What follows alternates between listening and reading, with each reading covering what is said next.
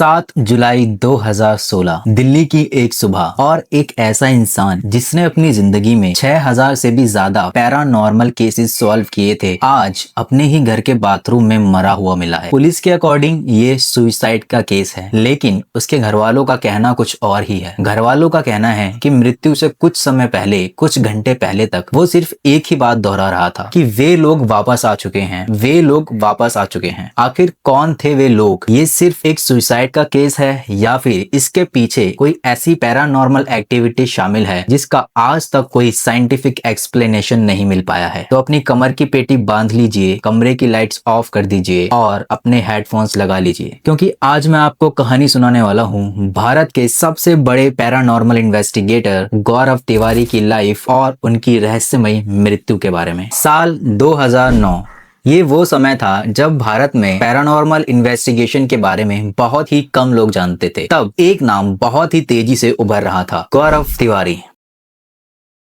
उन्होंने Indian paranormal society की शुरुआत की। गौरव का दावा कभी भी यह नहीं था कि हर घटना के पीछे भूत प्रेत ही होते हैं, बल्कि उनकी सबसे बड़ी खासियत ही यही थी कि वो पहले हर केस को वैज्ञानिक नजरिए से देखते थे। वो देखते थे कि अगर किसी व्यक्ति के व्यवहार में कोई बदलाव आया है, उसके पीछे कोई मानसिक स्थिति तो नहीं। कई बार जिन घटनाओं को लोग भूत प्रेत से रिलेट कर लेते थे, उनके पीछे का कारण डिप्रेशन, एंजाइटी, तनाव, स्किज़ोफ्रेनिया या फिर कोई और मानसिक बीमारी निकलता था। यही वजह थी कि लोग गौरव को एक घोस्ट हंटर ही नहीं बल्कि एक जिम्मेदार इन्वेस्टिगेटर भी मानते थे। लेकिन हर कहानी का एक ऐसा मोड़ आता है जहां पर सबसे मजबूत इंसान भी कमजोर पड़ जाता है, और गौरव की जिंदगी में भी वो पल आने वाला था। एक दिन गौरव तिवारी की टीम को दिल्ली के जनकपुरी इलाके से एक कॉल आता है। कॉल पर जो आदमी था उसकी आवाज बहुत घबराई हुई थी और वो कह रहा था, मेरी बेटी के साथ बहुत अजीब हो रहा है। वो पहले जैसी नहीं रही, उसका व्यवहार पूरी तरीके से बदल चुका है। वो चीखती है, अपने आप को नुकसान पहुंचाती है और हमें ऐसा लगता है कि वो हमें जानती ही नहीं। ऐसे केस गौरव और उनकी टीम के लिए नए नहीं थे। शुरुआत में फैसला हुआ कि गौरव की टीम वहां पर जाएगी और अगर जरूरत पड़ी तो गौरव खुद बाद में वहां पर पहुंचेंगे, क्योंकि उन दिनों गौरव भी कुछ ठीक ठाक नहीं रह रहे थे। करीबी लोगों ने बताया कि गौरव मानसिक परेशानी से गुजर रहे थे। अधिकतर टाइम वो डिप्रेशन में रहते थे और चुप रहा करते थे। लेकिन जब गौरव ने लड़की की हालत के बारे में डिटेल में सुना तो उन्होंने खुद वहां जाने का फैसला किया। लेकिन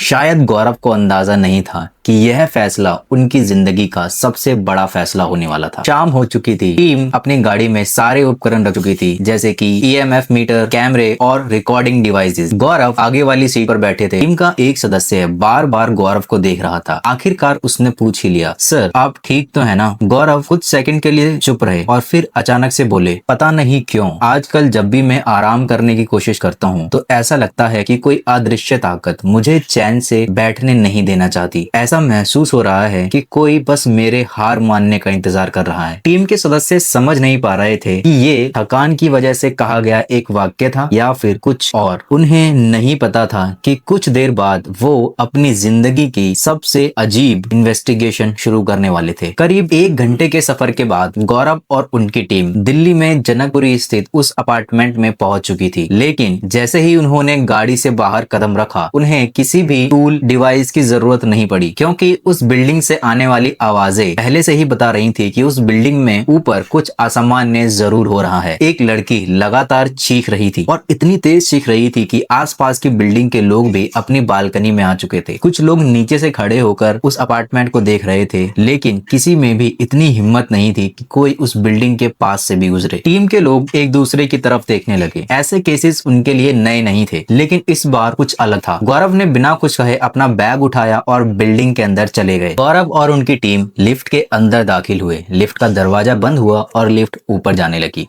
पहली मंजिल, दूसरी मंजिल, तीसरी मंजिल। लेकिन एक अजीब बात हो रही थी। जैसे जैसे लिफ्ट ऊपर जा रही थी, वैसे वैसे उस लड़की के चीखने की आवाजें तेज होती जा रही थी। ऐसा लग रहा था मानो ये आवाजें सिर्फ उनके कानों तक नहीं बल्कि उनके दिमाग के अंदर तक जा रही हों। टीम के एक मेंबर ने गौरव से कहा, सर क्या आपको कुछ अजीब महसूस हो रहा है? लेकिन गौरव ने सिर्फ इतना कहा कि अभी किसी भी निष्कर्ष पर मत पहुंचो, पहले देखते हैं कि मामला क्या है। और यही गौरव की सबसे बड़ी खूबी थी। वे डर से पहले सबूत तलाशते थे। लिफ्ट का दरवाजा फिर से खुलता है। गौरव और उनकी टीम लिफ्ट से बाहर आते हैं और फ्लैट के अंदर दाखिल होते हैं। लेकिन फ्लैट के अंदर दाखिल होते ही जो हुआ उसकी किसी को उम्मीद नहीं थी। जैसे ही गौरव ने फ्लैट के अंदर कदम रखा, वो लड़की जो कुछ सेकंड पहले जोर जोर से चीख रही थी अब बुरी तरीके से शांत हो चुकी थी। वो अपार्टमेंट जो कुछ सेकंड पहले तक चीखों से गूंज रहा था अब बिल्कुल शांत हो चुका था। अब वहाँ सन्नाटा छा चुका था, हर तरफ शांति। लड़की ने धीरे धीरे अपना सिर उठाया और सीधा गौरव की आंखों में देखने लगी। कुछ देर तक दोनों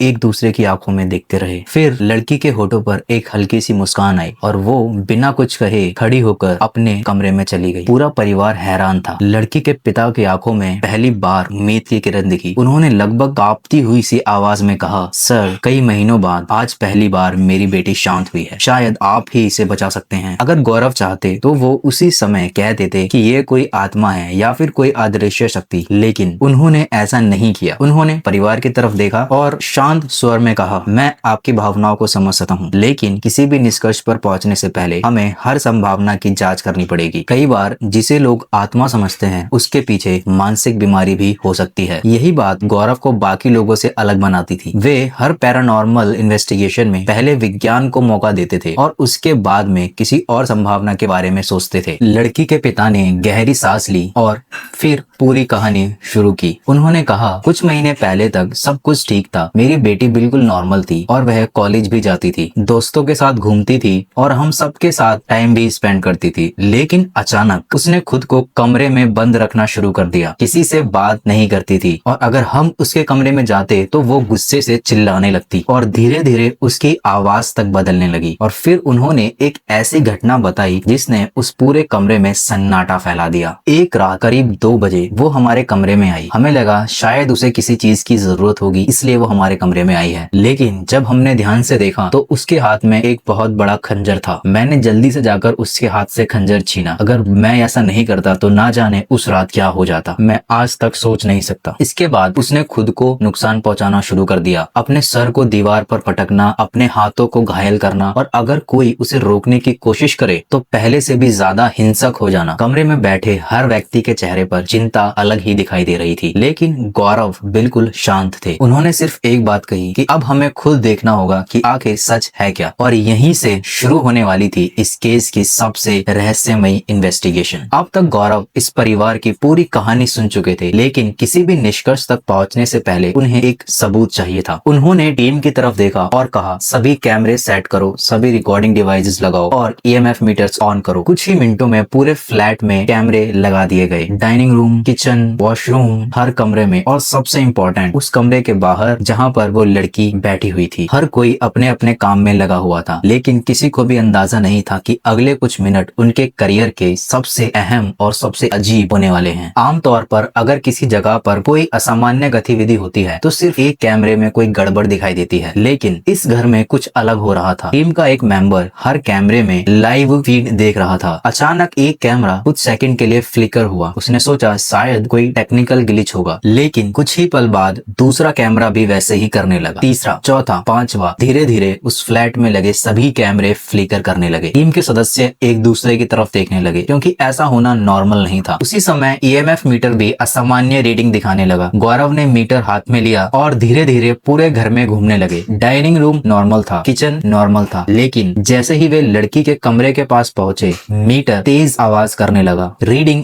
एकदम ऊपर चली गई। गौरव कुछ सेकंड तक मीटर को ही देखते रहे और फिर उन्होंने धीरे से कहा, अब समय आ गया है उससे मिलने का। कमरे का दरवाजा धीरे धीरे खुला। कमरे के अंदर हल्की सी रोशनी थी। लड़की अपने बिस्तर पर बैठी हुई थी और उसका सिर नीचे की ओर झुका हुआ था। कुछ पल तक पूरा कमरा बिल्कुल शांत रहा। फिर उसने धीरे धीरे अपना सिर उठाया और गौरव की तरफ देखने लगी। कुछ देर तक कोई कुछ नहीं बोला और फिर उस लड़की ने मुस्कुराते हुए सिर्फ 3 शब्द कहे और वे में मौजूद हर व्यक्ति स्तब्ध खड़ा था। सब शॉक थे। गौरव ने शांत स्वर में पूछा, क्या तुम मुझे जानती हो? लड़की ने कोई जवाब नहीं दिया, सिर्फ मुस्कुराती रही। और कुछ सेकंड बाद उसकी आवाज बदली। उसकी आवाज अब धीमी थी लेकिन बेहद भारी थी और उसने कहा, इस घर में जो भी है सब तुझे जानते हैं। तू हमेशा उन सबको अपने साथ लेकर चलता है और आज भी एक और को साथ ले जाएगा। कमरे का माहौल एकदम शांत हो गया। टीम के मेंबर भी घबरा गए, लेकिन गौरव अभी भी अपनी जगह पर खड़े थे। बाद में इस घटना के बारे में चर्चा करते हुए गौरव ने कथित तौर पर कहा था कि उस पल मुझे ऐसा महसूस हुआ कि वो आवाज उस लड़की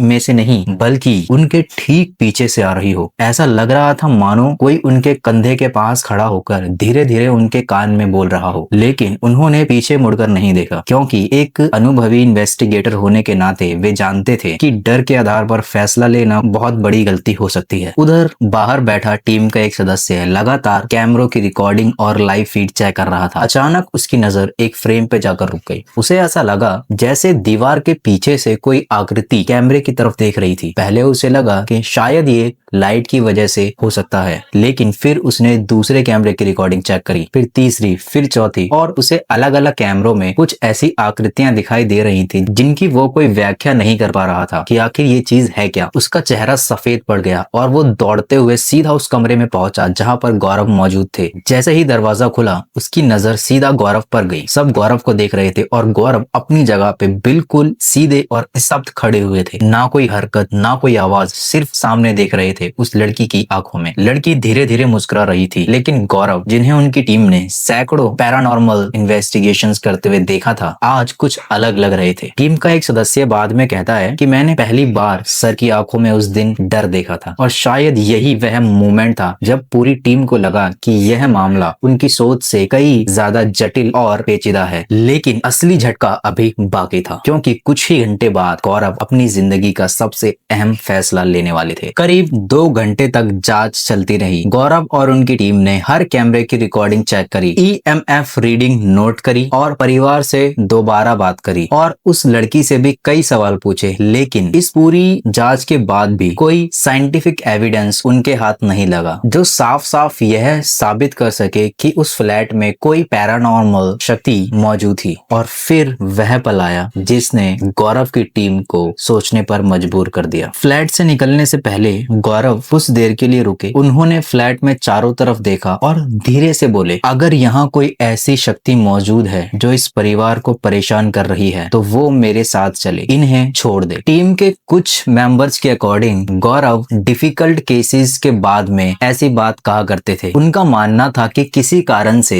अगर कोई नकारात्मक शक्ति मौजूद भी हो तो उसका असर पीड़ित परिवार पर नहीं रहना चाहिए। ये उनकी इन्वेस्टिगेशन का पार्ट था या फिर सिर्फ एक रिएक्शन सेंटेंस, ये बात आज तक भी कोई नहीं जान पाया। लेकिन उस रात उन शब्दों का महत्व कुछ और ही लग रहा था। रात काफी हो चुकी थी। करीब 1:30 बजे गौरव अपने घर पहुंचे। उनकी पत्नी उनका इंतजार कर रही थी। उसने कहा, इतनी देर कैसे हो गई और आपने मेरा फोन क्यों नहीं उठाया? कुछ सेकंड तक गौरव शांत रहे और उसके बाद जो उन्होंने कहा वो उनकी वाइफ कभी नहीं भूल पाई है। मुझे हर जगह काले साए दिखाई देते हैं और मुझे ऐसा लगता है कि वो सिर्फ मेरे मरने का इंतजार कर रहे हैं। इतना कहकर वे सीधा अपने कमरे में चले गए। उनकी पत्नी ने सोचा शायद लगातार काम, थकान और तनाव की वजह से वो ऐसा महसूस कर रहे होंगे, लेकिन उसे बिल्कुल भी अंदाजा नहीं था कि ये बातचीत उनकी आखिरी बातचीत होगी। और फिर आया वो दिन, 7 जुलाई 2016। एक सामान्य सुबह। गौरव रोज की तरह ही उठे। उन्होंने अपने फोन पर कुछ ईमेल्स चेक किए, कुछ देर परिवार के साथ बैठे और फिर नहाने के लिए बाथरूम में चले गए। और कुछ मिनट बाद अचानक से बाथरूम में से कुछ चीज गिरने की बहुत तेज आवाज आई। परिवार के लोग दौड़कर बाथरूम के पास पहुंचे। उन्होंने दरवाजा खटखटाया, लेकिन अंदर से कोई जवाब नहीं मिला। घबराकर परिवार वालों ने दरवाजा तोड़ा और अंदर जो दृश्य था उसने पूरे परिवार को हिला कर रख दिया। गौरव तिवारी जमीन पर पड़े हुए थे। परिवार वाले उन्हें हॉस्पिटल लेकर के गए, लेकिन डॉक्टर ने उन्हें डेड ऑन अराइवल अनाउंस कर दिया, यानी कि अस्पताल पहुंचने से पहले ही उनकी मौत हो चुकी थी। और उस समय गौरव की उम्र सिर्फ 32 वर्ष थी। पुलिस इन्वेस्टिगेशन शुरू हुई। पुलिस ने इस मामले की जांच करने के बाद इसे एक सुसाइड का केस कहकर केस को बंद कर दिया। लेकिन यहाँ से 2 अलग अलग बातें शुरू हुई। एक तरफ पुलिस इन्वेस्टिगेशन थी जो कि इस केस को डिप्रेशन और सुसाइड का केस बता रही थी, लेकिन दूसरी ओर उनके परिवार वाले कुछ और ही कह रहे थे। परिवार वालों का कहना था कि कुछ समय से गौरव किसी अदृश्य उपस्थिति का जिक्र करते थे। वे कहते थे कि कोई उनका पीछा कर रहा है, कि कोई उन्हें लगातार मानसिक रूप से परेशान कर रहा है। क्या यह उनके प्रोफेशन से जुड़ा एक मानसिक तनाव था या फिर कुछ ऐसा जिसे आज तक समझा नहीं जा सका? इन सवालों का कोई अंतिम उत्तर आज भी अवेलेबल नहीं है। और इस पूरी कहानी में सबसे इम्पोर्टेंट बात कोई पैरानॉर्मल एक्टिविटी नहीं बल्कि इंसानी दिमाग है। हम अक्सर उन लोगों को जो दूसरों की समस्याएं सुलझाते हैं बहुत मजबूत मान लेते हैं, लेकिन हर मजबूत इंसान के अंदर भी एक संघर्ष चल रहा होता है। आज गौरव तिवारी हमारे बीच नहीं है, लेकिन उनकी मौत आज भी बहस का एक विषय बनी हुई है। कुछ लोग इसे एक दुखद आत्महत्या मानते हैं और कुछ लोग इसे एक अनसुलझा रहस्य, और कुछ लोग यह मानते हैं कि जनकपुरी का वो आखिरी केस उनकी जिंदगी का आखिरी मोड़ था। सच्चाई क्या है इसका जवाब शायद हम कभी न जान पाए, लेकिन रहस्य यहाँ खत्म नहीं होते, क्योंकि गौरव तिवारी ने अपने लाइफ टाइम में ऐसे कई मामले देखे हैं जो आज भी लोगों को सोचने पर मजबूर कर देते हैं। अगर आप चाहते हैं कि मैं गौरव तिवारी द्वारा करे गए इन्वेस्टिगेशन के ऊपर और वीडियोस बनाऊं तो कमेंट में जरूर बताना। और अगर ये वीडियो आपको पसंद आया हो तो वीडियो को लाइक करना और चैनल को सब्सक्राइब करना और बेल आइकन जरूर दबाएं ताकि अगली रहस्यमय कहानी आपसे ना छूट पाए। मैं मिलता हूँ आपसे अगली कहानी में, तब तक के लिए अपना और अपने परिवार का ख्याल रखिए। धन्यवाद।